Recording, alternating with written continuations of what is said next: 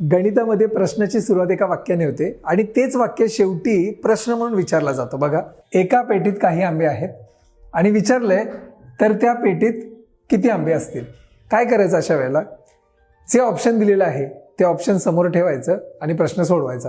बघा, आता मी अज्युम करतो त्या पेटीमध्ये 84 आंबे आहेत. ऑप्शन क्रमांक 1, 84 आंबे आहेत.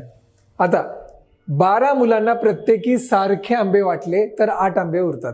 म्हणजे याचा अर्थ 84ला मी जर 12ने भागलं म्हणजे 84 आंबे 12 जणांमध्ये वाटले तर 12 7 84, म्हणजे एक पण आंबा शिल्लक नाही राहत आहे. बघा ना तुम्ही, 84ला जर 12ने भागलं 12 7 84, एकही आंबा शिल्लक राहत नाही.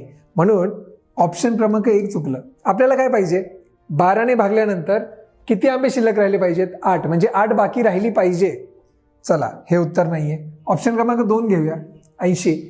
आता 80ला जर मी 12ने भागलं, 12×72 येणार, 8 उरले. इथे बघा 8 आंबे उरतात. 8 आंबे उरतात, इथे पण 8 आंबे उरतात. चला ठीक आहे. आता पुढचं बघू आपण. तेवढेच आंबे जर 14 मुलांना सारखे वाटले तर 10 आंबे उरतात.